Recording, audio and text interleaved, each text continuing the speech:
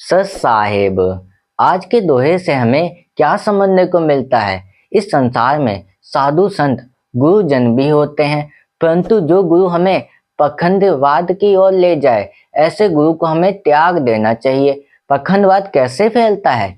इस प्रकार फैलता है, आपके अंदर गलत भावना को डालने से। आप किसी को भी गलत शब्दों का उपयोग कर सकते हो। ऐसी भावना को जो गुरु पैदा करते हैं, ऐसे गुरु को हमें त्याग देना चाहिए, क्योंकि ऐसे गुरु से आपका कल्याण नहीं होगा। आपके जीवन में संकट, कष्ट और आप ईश्वर तक का भी नहीं पहुंच पाओगे, क्योंकि कल्याण तब होता है व्यक्ति का जब व्यक्ति अपने जीवन में नियम से चलता है। नियम तो ये कहते हैं कि हमें सभी पर दया की भावना रखनी चाहिए। जब हमारे अंदर दया की भावना ही नहीं होगी तो हम ईश्वर की भक्ति कैसे कर रहे हैं, हम ईश्वर के भक्त कैसे कहलाएंगे। यही सारी बातें हमें समझने को मिलने वाली है। तो कृपया करके इस दोहे को ध्यान पूर्वक सुनना, तभी आप इस दोहे को अच्छी तरीके से समझ पाओगे। कबीर साहब जी का दोहा, साधु नदी जल प्रेम रस, तहा पछल्लो अंग, कह कबीर निर्मल भया, हरि भक्तन के संग। कबीर साहब जी कहते हैं कि साधु का प्रेम नदी की जल की भांति है, जहां पर जाकर प्रेम भक्ति में लीन होकर अपने अंतःकरण के समस्त मैल धो लेना चाहिए। परंतु प्रभु के भक्तों के संग रहकर मन निर्मल हो गया। और कबीर साहब जी ने हमें इस दोहे में क्या समझाया है कि साधु का प्रेम नदी की जल की भांति होता है। परंतु पता है साधु का प्रेम नदी की जल की भांति क्यों होता है? क्योंकि नदी का जल सबके लिए एक समान होता है। और जिस प्रकार साधु संत, महात्मा या गुरुजन हमें ज्ञान बताते हैं और हमें अपने जीवन में सत्य मार्ग की ओर ले जाते हैं, परंतु जो गुरु हमें अंधविश्वास में टिकाए, ऐसे गुरु को हमें त्याग देना चाहिए। क्योंकि जो व्यक्ति अंधविश्वास में टिकता है तो उसका कल्याण नहीं हो पाता, वो इस संसार के माया जाल में उलझा रहता है। इसलिए हमें अपने जीवन में सच्चे गुरु को बनाना चाहिए, जो हमें परम सत्य के बारे में बताए, तभी हमारा कल्याण हो पाएगा। और हमें अपने जीवन में एक सच्चे मार्गदर्शक की जरूरत होती है।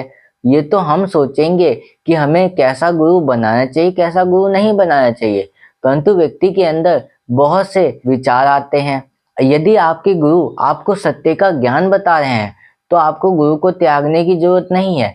यदि वो आपको इस संसार के माया जाल में उलझा रहे हैं, जैसे आपके अंदर ईर्ष्या की भावना को पैदा करना, आपको ये बताते हैं कि आप किसी को भी गलत शब्द बोल सकते हो, आप किसी को भी मार सकते हो, कूद सकते हो, ये बातें सब गलत हैं। जो गुरु ऐसा ज्ञान आपको दे रहे हैं तो उन गुरु को आपको त्याग देना चाहिए। ये विचार आप स्वयं करिए, क्योंकि ये आपका निर्णय है कि आप किस गुरु को चुनते हो। यदि आप सही गुरु को नहीं चुनोगे तो आपका कल्याण नहीं हो पाएगा, आप इस संसार के माया जाल में उलझे रहोगे। क्योंकि संसार में कुछ संत या महात्मा या गुरुजन हमें सही ज्ञान नहीं देते हैं, जैसे कि नशापान करना, जीवों की हत्या करना।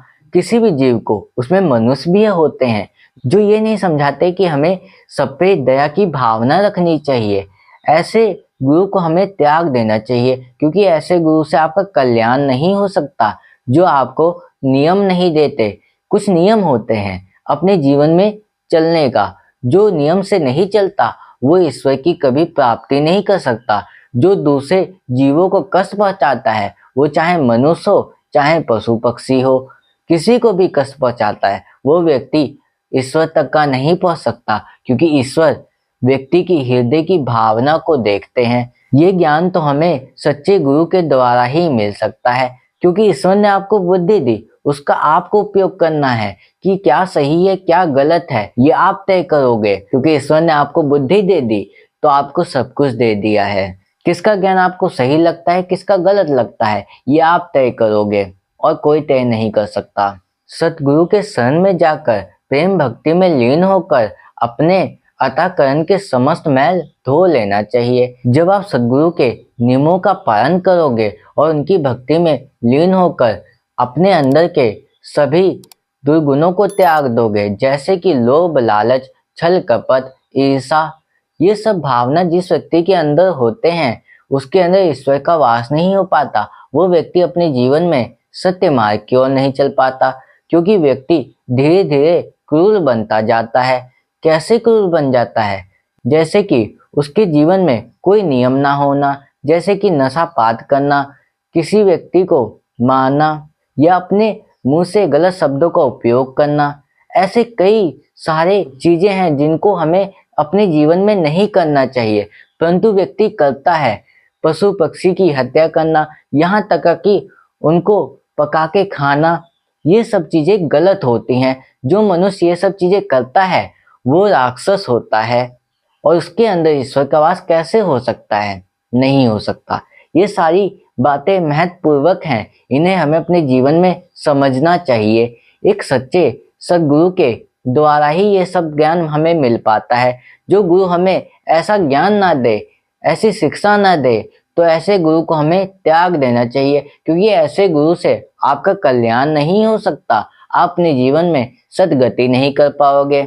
आपके अंतःकरण के सब मैल भी नहीं धुल पाएंगे। ये तो तभी धुलेंगे जब आप हृदय से ईश्वर की भक्ति करोगे और सभी नियमों का पालन करोगे, तभी आपका जीवन सद्गति की ओर चल पाएगा। परंतु प्रभु के भक्तों के संग रहकर मन निर्मल हो गया। पता है प्रभु के भक्तों के संग रहकर मन क्यों निर्मल हो जाता है? क्योंकि उनके द्वारा हमें ज्ञान की प्राप्ति होती है, क्योंकि वो अपने नियम से चलते हैं, ईश्वर की भक्ति करते हैं। उनके अंदर कोई भी लोभ लालच नहीं होता, ना छल कपट होता है। जिस भक्त के अंदर नहीं होता है उनसे हमें बहुत शांति मिलती है, क्योंकि वो हमारे साथ अच्छे कर्म करते हैं, क्योंकि उनके अंदर दया की भावना होती है। उनके गुरु इतना अच्छा ज्ञान देते हैं जिसके कारण वो परम सत्य को प्राप्त हो जाते हैं।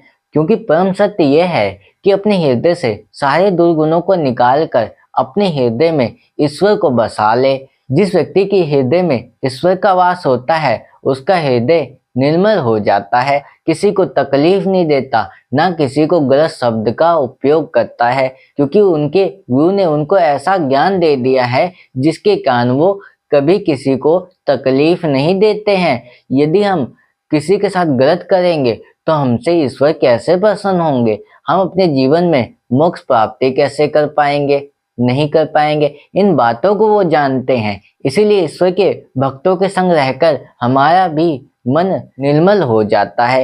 ये तब होगा जब हम सच्चे हृदय से ईश्वर की भक्ति करेंगे, तब हो पाता है। और आज के दोहे से हमें यही बातें समझने को मिली हैं कि साधु का प्रेम नदी की जल की भांति होता है, जिनके द्वारा इस संसार में ज्ञान फैलता है और वो सभी को एक समान दृष्टि से देखते हैं, किसी भी प्रकार का भेदभाव नहीं करते हैं। वो समझते हैं कि सभी मनुष्य हैं और सभी को उस ईश्वर तक का ही जाना है। इसलिए साधु संतों का ज्ञान को हमें ध्यानपूर्वक सुनना चाहिए, और हमें ये भी जानना चाहिए कि कौन सही कौन गलत बता रहा है, क्योंकि ईश्वर ने आपको बुद्धि दी, उस बुद्धि का आपको ही उपयोग करना होगा। यदि आप उपयोग नहीं कर पाओगे तो आप इस संसार के माया जाल में उलझे रहोगे, आप इससे नहीं निकल पाओगे। और प्रभु के भक्तों के संग रहकर मन निर्मल हो जाता है, क्योंकि वो अपने हृदय में ईश्वर को बसा लेते हैं और वो इस संसार के माया जाल में नहीं उलझते हैं। इसीलिए उनका हृदय निर्मल हो जाता है और उनके साथ हमारा भी हो जाता है। जब हम भक्तों के संग रहते हैं तो हमारा हृदय इसलिए प्रसन्न होता है कि कितने अच्छे भक्त हैं जो ईश्वर की भक्ति करते हैं और अपने नियमों का पालन करते हैं। कितना अच्छा लगता है जो भक्त ईश्वर की भक्ति करते हैं और सब पे दया की भावना रखते हैं। बहुत आनंद आता है। यदि हमें अपने जीवन में आनंद चाहिए तो हमें भी अपने हृदय से सारी गलत भावना को त्याग कर ईश्वर की भक्ति मार्ग पर चलना चाहिए। देखते हैं कौन व्यक्ति ईश्वर की भक्ति मार्ग पर चल पाता है। और आज के लिए बस इतना ही। फिर मिलेंगे ऐसे ही एक नए दोहे के साथ, और इस चैनल पर ऐसे ही कबीर साहब जी के रोज नए नए दोहे आते रहेंगे। उसे सुनने के लिए चैनल को सब्सक्राइब कर लेना। सत साहेब।